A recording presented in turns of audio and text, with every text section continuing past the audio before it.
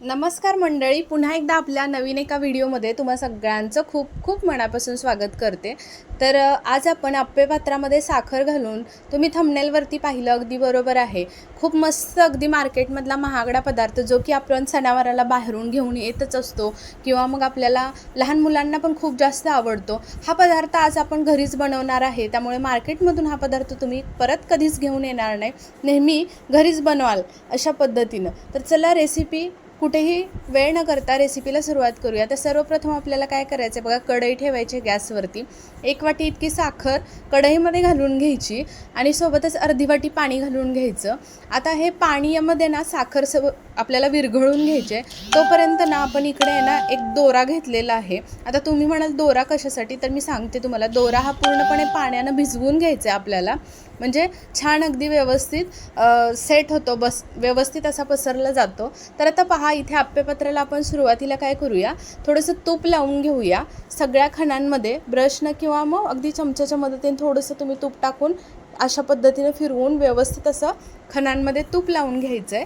आणि जो आपण दोरा भिजवून घेतलेला आहे की नाही, तर दोरा आपण तो ना याच्यामध्ये व्यवस्थित असा पसरून द्यायचा आहे। तोपर्यंत मला तुम्ही सांगा, आपल्या चॅनलवरती अजून कोणी नवीन असेल, सबस्क्राईब केलं नसेल, तर असे साधे सोपे छान छान व्हिडिओ पाहण्यासाठी आपल्या चॅनलला सबस्क्राईब करून घ्या आणि त्याच्या पुढील बेल आयकॉन प्रेस करा, म्हणजे जेव्हा कधी मी माझे छान छान व्हिडिओज अपलोड करेन तेव्हा सगळ्यात पहिल्यांदा तुमच्यापर्यंत त्याचं नोटिफिकेशन येईल आणि तुम्ही कोणतेच आपले व्हिडिओ मिस करणार नाही।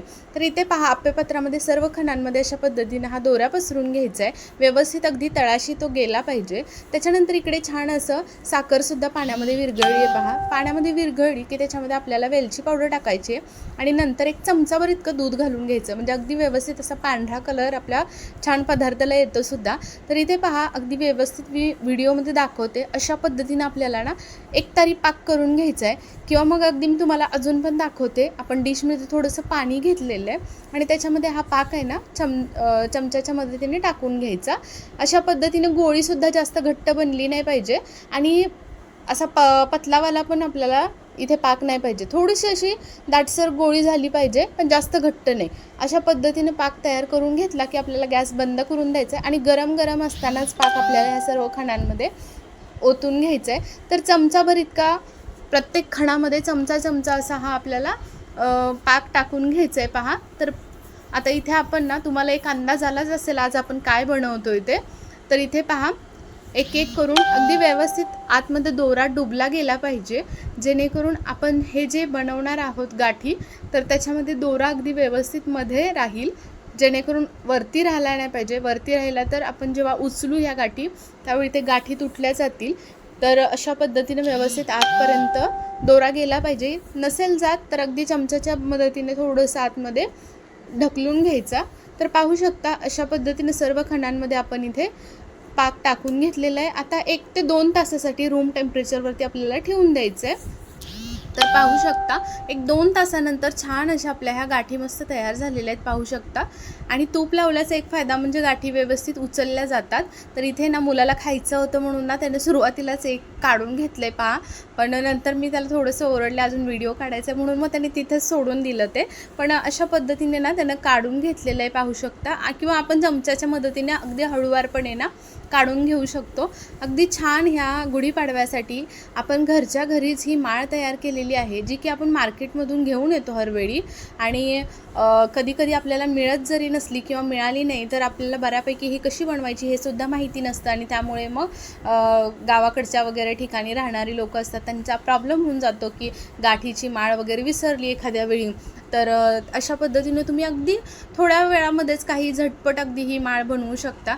तर पाहू शकता आपली ही गुढीसाठीची मस्त अशी माळ घरीच बनवून तयार होते, आणि अजिबात पहा याला कुठे तूप तेलकट वगैरे राहत नाही किंवा अगदी पाक वगैरे हाताला लागत नाही। छान अगदी व्यवस्थित मिश्रण आपण तयार करून घेतलं की व्यवस्थित आपल्या ह्या गाठी तयार होतात। आता इथे जर तुम्हाला जर कलरची बनवायची असेल ना, तर मध्ये मध्ये एक एक खणांमध्ये ना तुम्ही इथे येलो कलर किंवा ग्रीन कलर असा किंवा ब्राऊन आपलं ऑरेंज कलर अशा पद्धतीने तुम्ही कलर टाकून सुद्धा बनवू शकता। तर मला इथे प्लेनच बनवायची होती म्हणून मग मी पांढरी थोडंसं दूध टाकलं ना 1 चमचाभर, असं छान मस्त कलर येतो पांढरा आणि छान होते. पाहू शकता अजिबात कुठेही हाताला पाक लागत नाही किंवा तूपसुद्धा लागलेलं नाही. आणि चुकून राहिलंच थोडंसं लागत असेल तर टिश्यू पेपरने थोडंसं पुसून घ्यायचं. अजिबात इथे हाताला कुठेही लागलेलं नाही. पाहू शकता मस्त अशी आपली ही गुढीपाडव्यासाठी गाठी तयार झालेली आहे. रेसिपी आवडली तर चॅनलला सबस्क्राईब करा आणि रेसिपी कशी वाटली कमेंट करून सांगा. आपली रेसिपी जास्तीत जास्त शेअर करा. आपले सर्व व्हिडिओ तुम्ही संपूर्ण पाहता त्याबद्दल खरंच खूप मनापासून धन्यवाद. आणि अशाच एका छान जबरदस्त रेसिपीसोबत पुन्हा भेटूयात उद्या. तोपर्यंत बाय बाय.